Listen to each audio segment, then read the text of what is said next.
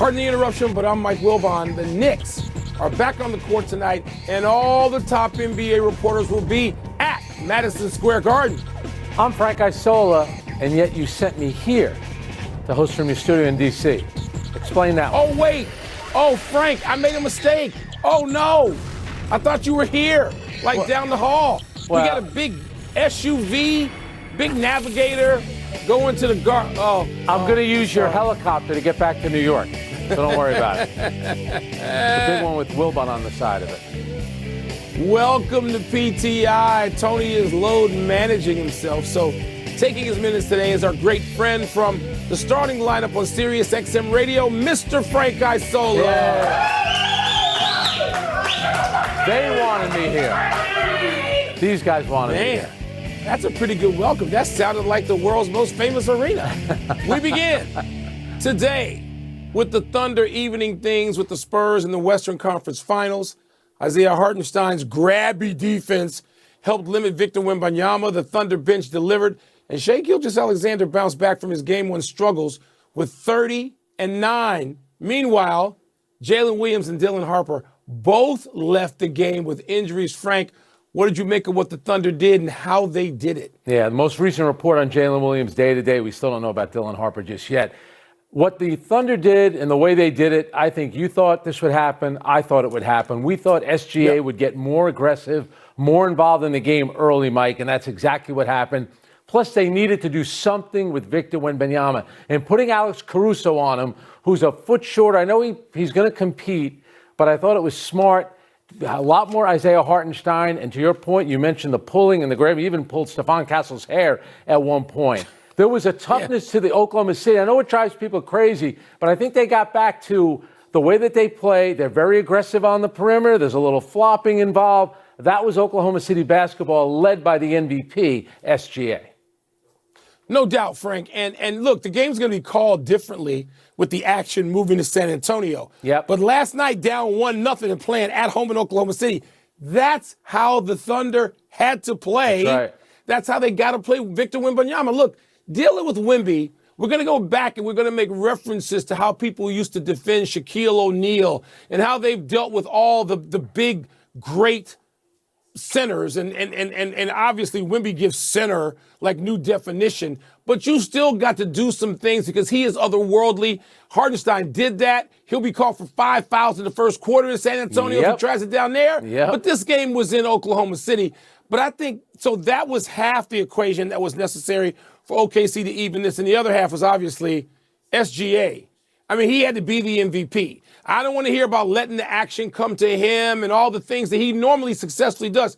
He knew he had to force it last night, and that he did. He got to his spots aggressively, right? And so that was an impactful performance, an impactful 30 points. And I thought those two elements, Frank, had to exist for OKC to come out of this. I don't know what you do without Dylan Harper. I will say this. Caruso, McCain, Mitchell, and Wallace make it a little easier for Oklahoma City to operate without J-Dub because they got a depth that San Antonio doesn't have, particularly if De'Aaron Fox is not there. So San Antonio could be in some trouble with those guards both out if they are. Yeah, you mentioned the bench points, 57 to 35 for Oklahoma City. Caruso, again, was outstanding. And SGA, this is what the great players do. You can't go down 0-2. You can't lose the first two games. Doesn't mean you can't win the series. But he knew the importance of that game, and he delivered. But you're right, though, about Dylan Harper, who has been great. I love how poised he is when he plays. And if you take him out of the equation and you take Fox out of the equation, guys that handle the ball, and I love Stephon Castle. How the heck he went fourth in the draft, I still have no idea. What a player he is. How about the dunk he had last night? But, Mike, as good as he is, and he's going to be a star, he has 20 turnovers in 2 games. 11 in game 1 and 9 last night. That you can't have be the primary ball handler. No, he can't be, Frank. And so they got to do. I think Vassell can do some of that. Yeah, but they're going to have to figure that out because those. Look, OKC wants to have those live ball turnovers that they convert into, rushes, odd man rushes the other way as if we're on the ice. And so that's going to be something we really got to watch before the action moves to San Antonio. And, Mike, if you're Mitch Johnson, don't you have to throw it out there at some point? You know, we went back and watched the film, and there were several times when Isaiah Hartenstein should have been called for a foul. I think you're 100% right. You know he sent those clips to the league office. You know he did. Hartenstein better watch himself the first couple of minutes of Game 3. No question about it. All right, let's move now to the Eastern Conference Finals. All right, Mike, you were at Madison Square Garden for the Cavaliers' epic 22-point Game 1 collapse against the Knicks on Tuesday. The Cavs had no answers for Jalen Brunson's attacks on James Harden, nor could they revive their flatlining offense. You'll be there again for Game 2 tonight, seated between probably Spike Lee and Timothée Chalamet. So how do you assess the Cavs' chances of evening this series? So, Frank, you know what it's like being here after a big Knicks game, particularly a controversial one. And everybody, of course, has already come up with their theories on what's going to happen. And most people have the Knicks winning in a blowout, and that's my inclination is to feel that way. Cleveland has been, I hate to use the word resilient, but they have been. They were in both their first two series, Toronto and Detroit. But they better come out quick. They better not fall way behind because the Knicks will blow them out like they started some of those games late in the Atlanta series, right? Yep. They're going to have to get Donovan Mitchell going and let Donovan Mitchell hunt Jalen Brunson. Turn that around. Because Donovan Mitchell was like a decoy. What was he doing late? He scores 29 points in Game 1, but none in the last 8.5 minutes. And he's walking down the right side of the court. We all thought he was injured. That's not Donovan Mitchell. I know people say, wait a minute.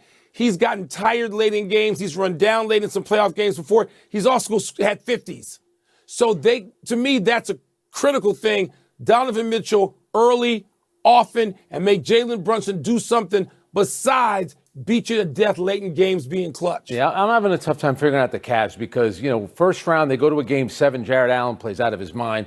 They end up losing 5 straight road playoff games. Then they beat Detroit in Game 5, and you're thinking, all right, Cleveland has it figured out. They lose Game 6, and then they blow them out in Game 7. And now here they are with a 22-point lead in Game 1, and it's Jalen Brunson attacking James Harden. This is what I understand from their standpoint. You go back to last year when the Knicks did the same thing. It happened to them against Indiana, Game 1 of the conference finals, but it was Aaron Nesmith. So if he makes 6 of 7 threes like he did, you're like, all right, who thought that was going to happen? Everyone, including all the celebrities sitting courtside, knew if the Knicks were coming back, it's going through Jalen Brunson. And I know Harden's taking a lot of criticism, as he should.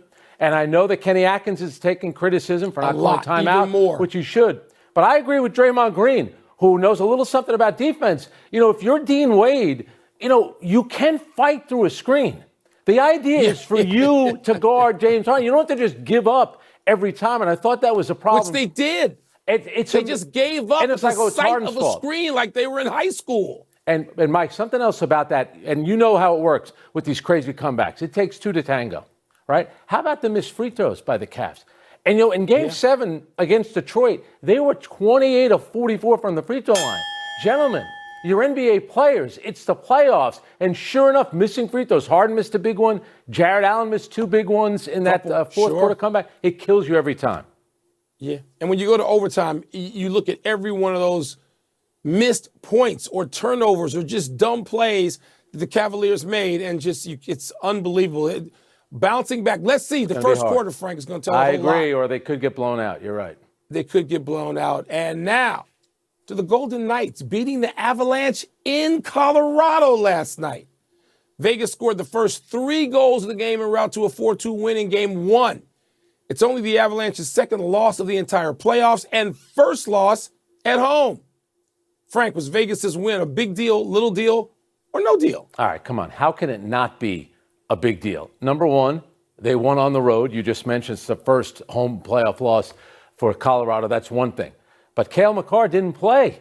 You're talking about one of the top players in the league. This is a guy that out of a possible 90 playoff games, last night he missed one. He's played in 88 of a possible 90 playoff games. The guy plays all the time, and if they're saying upper body injury, but it could be multiple injuries, that's a big loss. That's an important player for them, and give Vegas a lot of credit. They shut him out long enough for Dylan Coughlin to get that goal to give Vegas the lead. And I thought whoever scored first, and I understand how hockey works, deflections, it could be crazy goals. But the game had that kind of feel to it. So I give Vegas a lot of credit for getting that game one win. Ton of it's credit. a game you have when the other teams, well, technically, if you want to call him the second best player next to McKinnon, when a player like that is missing, that's your chance. Vegas took their chance last night, and they're up 1-0.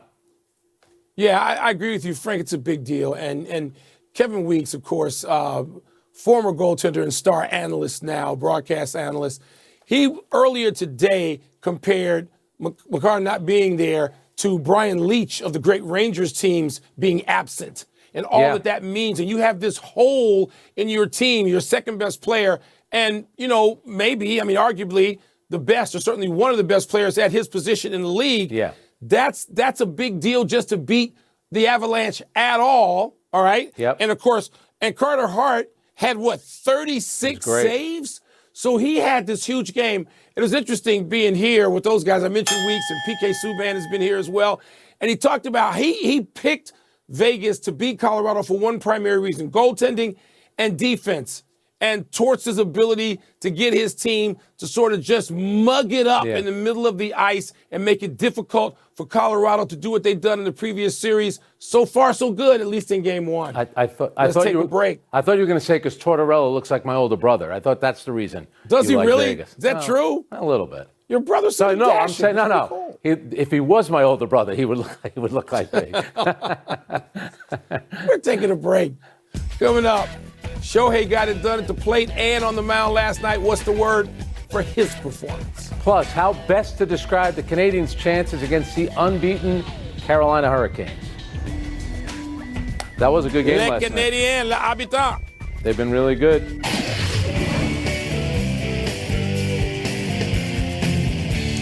Time to show off some exemplary vocabulary. What's first? Last night's performance from Shohei Ohtani was blank.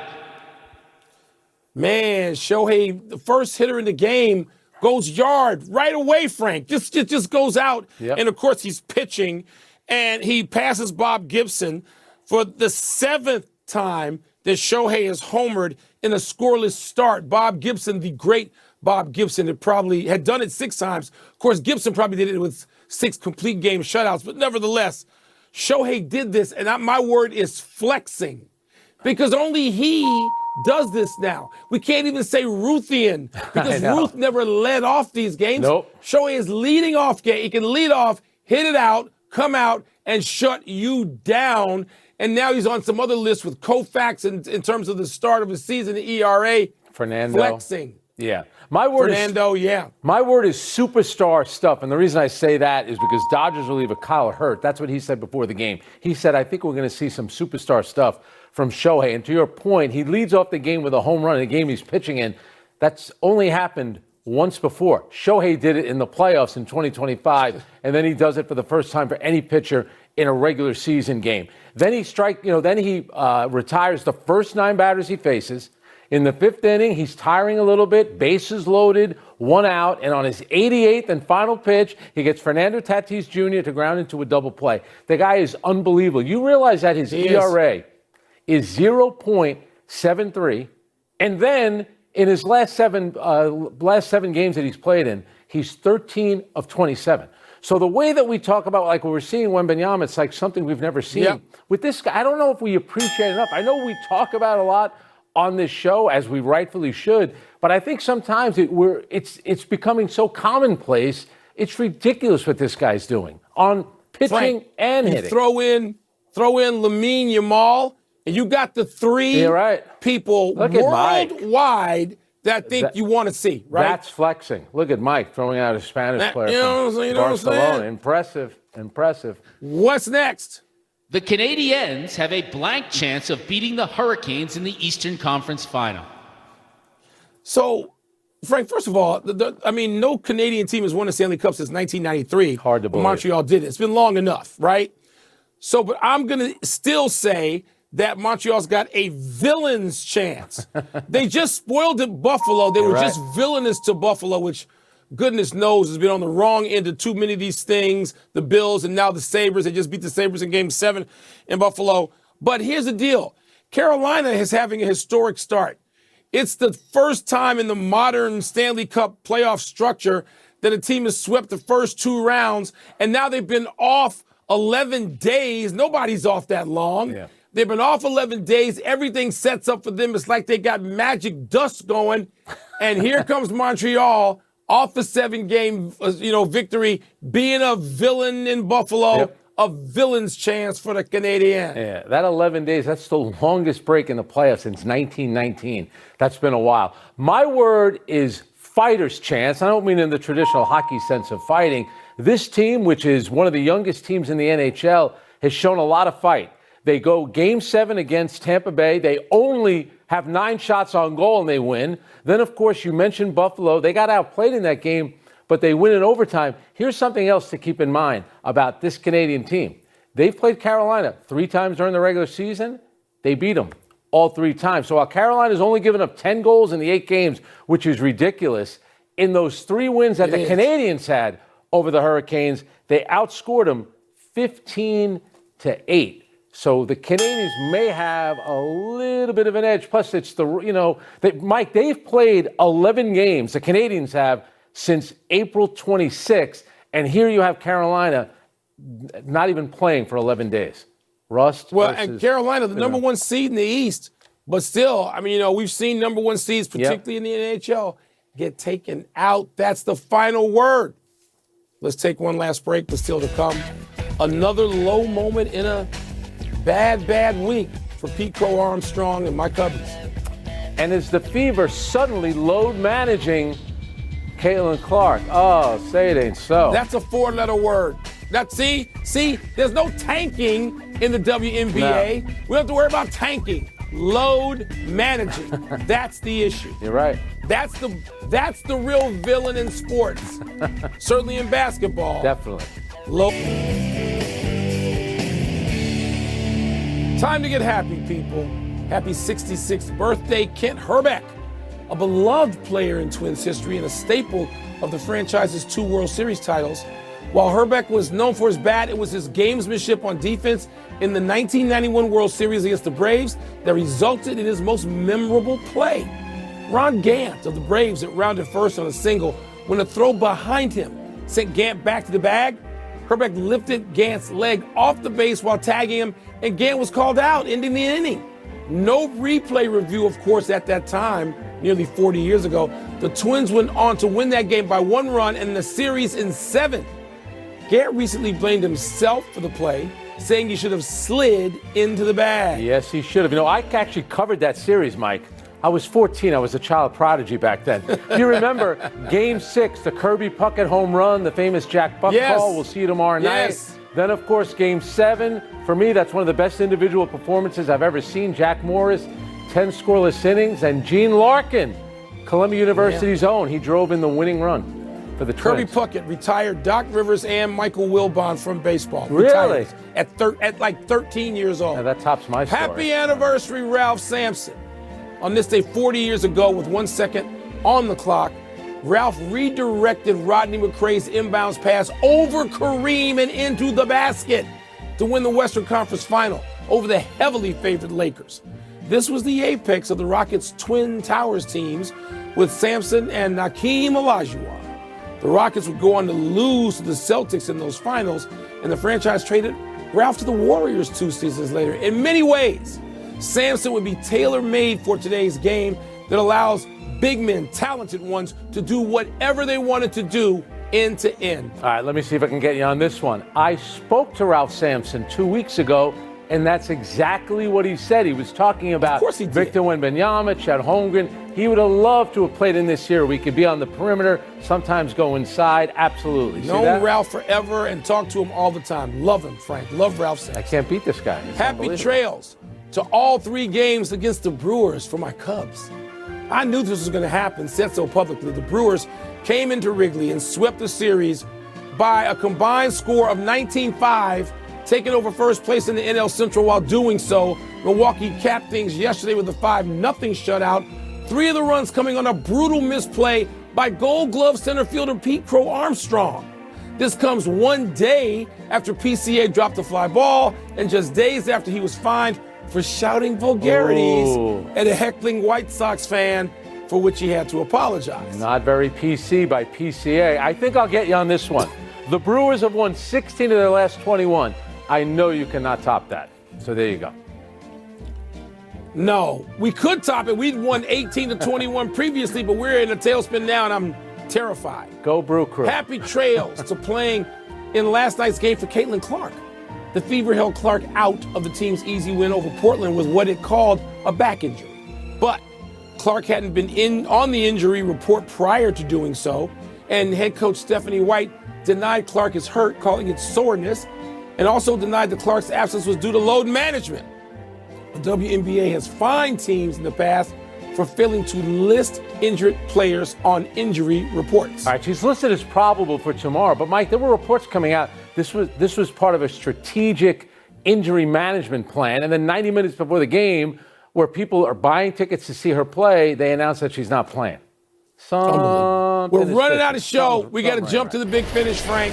U.S. soccer defender Chris Richards' suffered 2 torn ligaments in his left ankle. What is going on there? He's going to be one of our starting center backs. The reports are that he'll be available for the start of the World Cup. Let's hope so.